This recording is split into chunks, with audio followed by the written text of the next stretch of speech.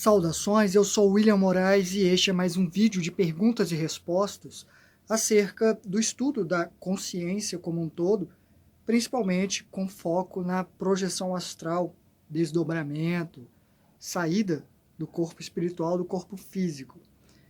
Este vídeo é de perguntas e respostas e será realmente no plural. Eu vou começar respondendo algumas que são mais curtas e mais fáceis de responder, e depois eu passo para aquela que eu prometi, que é um tanto mais profunda e com certo teor inédito. Eu devo até ler um relato de uma pessoa que me mandou.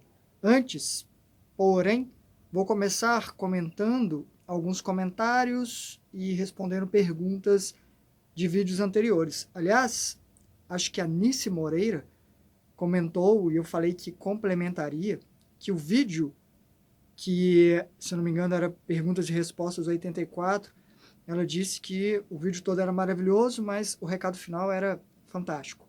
Não tinha preço, uma coisa assim. E eu comentei que eu ia complementar com uma pequena metáfora, já que eu estava falando sobre essa questão de considerar a espiritualidade, o quanto ganhamos com isso, de não apenas olhar para o chão. Acho que a metáfora fica melhor ainda se você imaginar você conduzindo um veículo.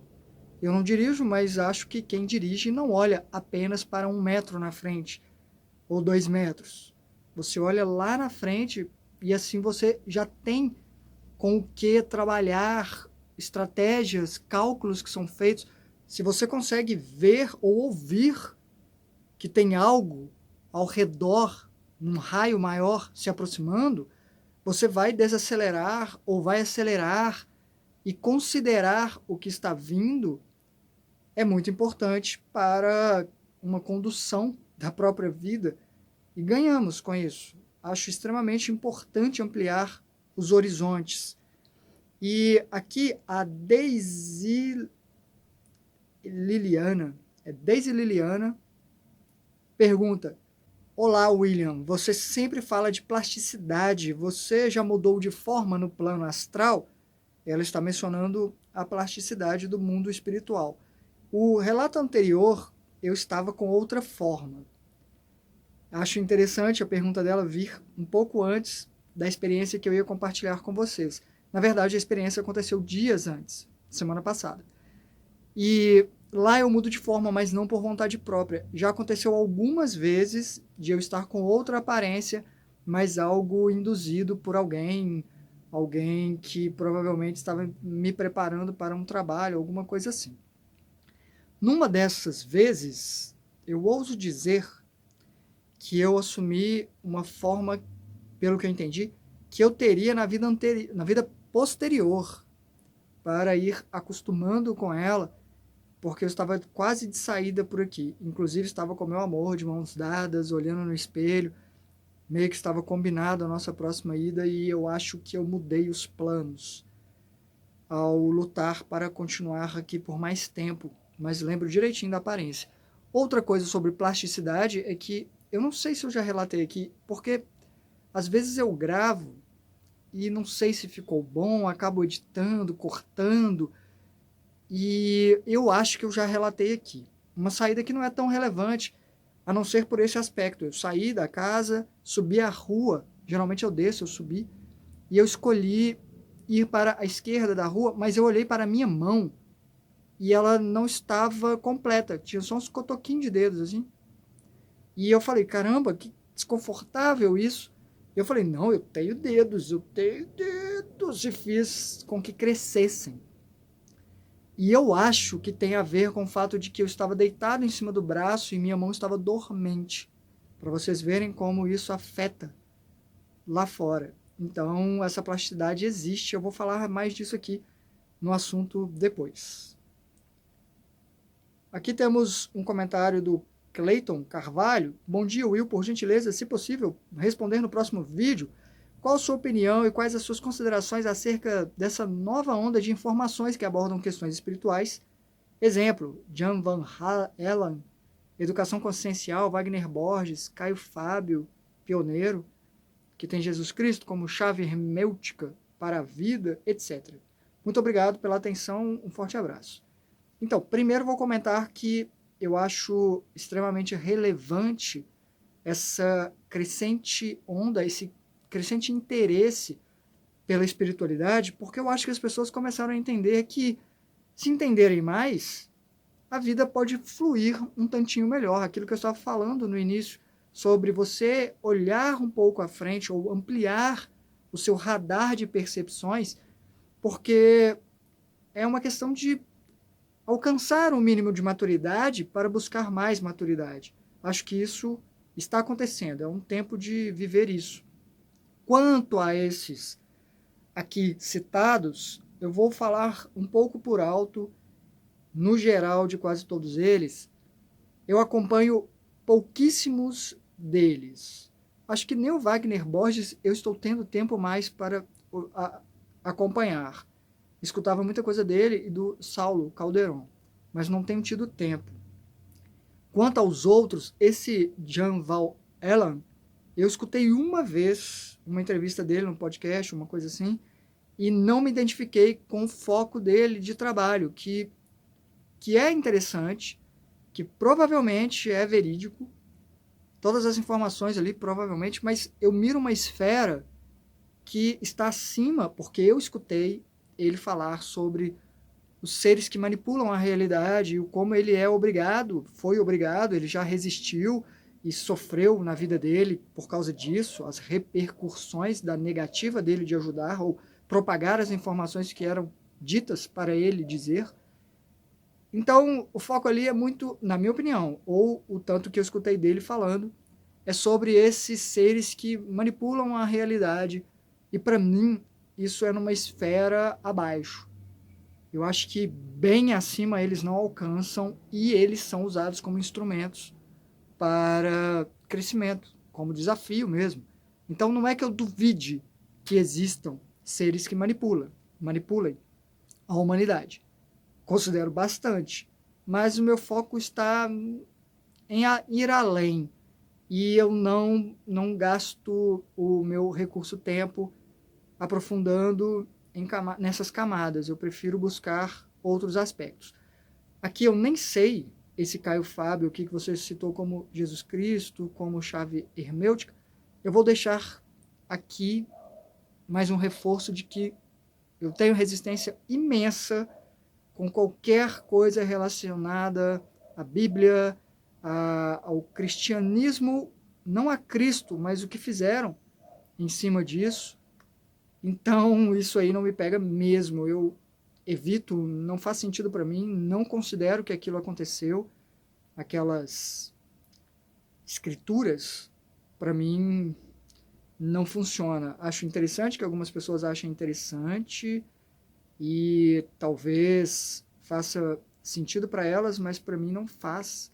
Então, não posso realmente comentar o trabalho deles porque não me pega. Mesmo assim, acho extremamente importante que haja essa propagação em vários teores. Pessoas que têm essa vertente, sei lá, da Umbanda, do espiritismo tradicional, do cristianismo, sei lá, do que for, ou uma pegada mais hindu, né, hinduísta, acho que isso enriquece as possibilidades. Muitas pessoas se conectarão por alguns aspectos das vidas delas e isso é relevante. Acho extremamente válido, está na hora sim de acontecer esse crescimento. Aqui, uma outra pergunta, eu acho que é um pouquinho maior, mas vamos lá. A Halu Gamashi, também não sigo. Já escutei alguma coisa ou outra dela, mas tenho ali as minhas ressalvas. Já comentou em um dos vídeos dela que extraterrestres não existem. E a Cris Danois também, não conheço essa Cris.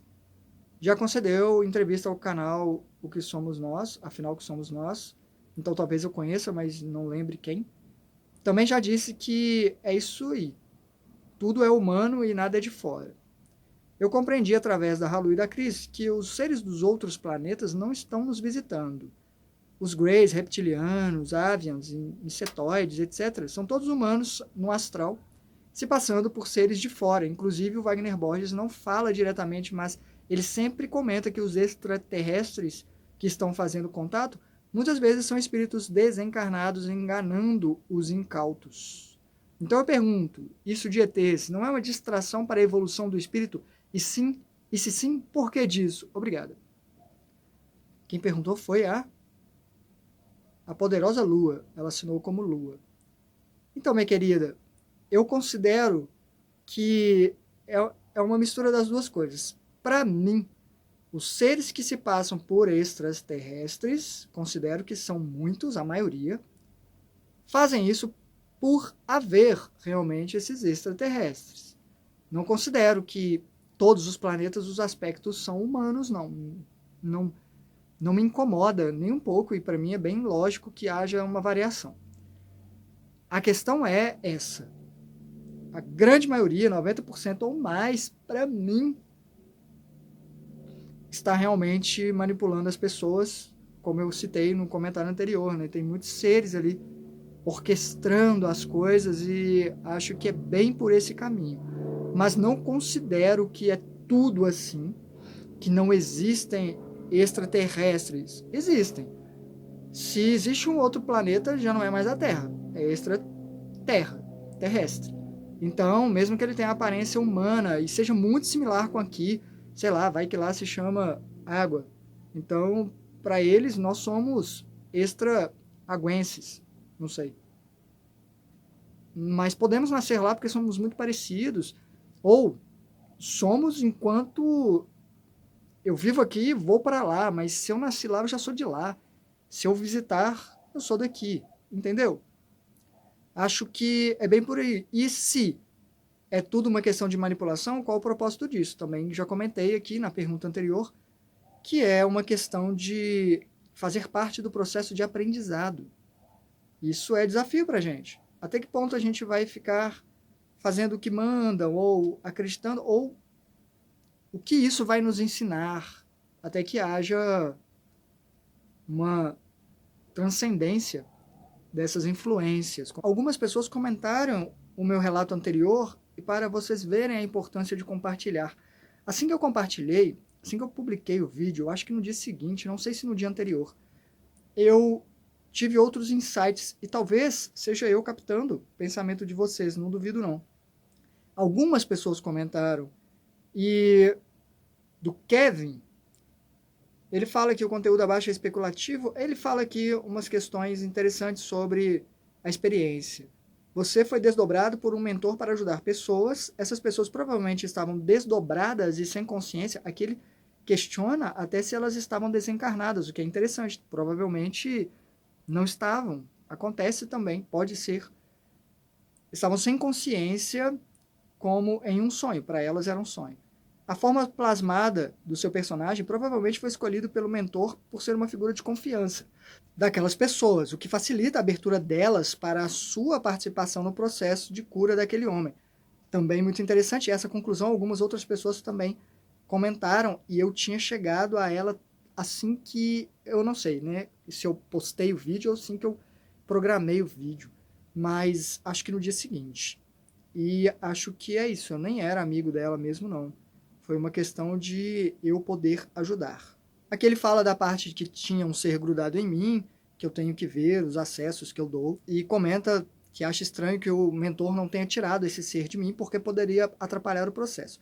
Eu respondi para ele aqui, mas eu vou compartilhar com vocês, porque a verdade é que eu considero que para os mentores não tem muito problema isso desses seres grudados em mim, não. É como se eles confiassem que eu conseguiria fazer o trabalho mesmo com esse ser, que é um ser que também precisa de ajuda.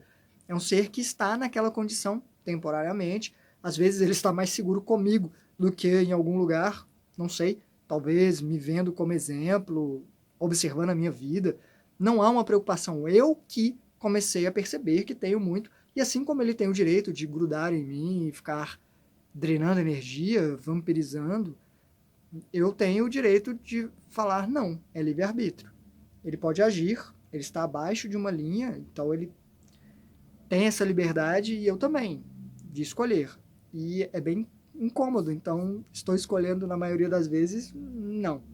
Tento ajudar de outra forma, mas considero tudo isso aí que ele disse sim, de que foi essa a experiência que eu vivi, por isso que é importante compartilhar. Ainda tem uma outra questão que eu quero ler aqui, que é bem delicada, mas eu acho relevante, que é do Márcio Lima. Esse relato, que é o relato ao qual estou me referindo, tá? Eu vou deixar no cards aqui no final.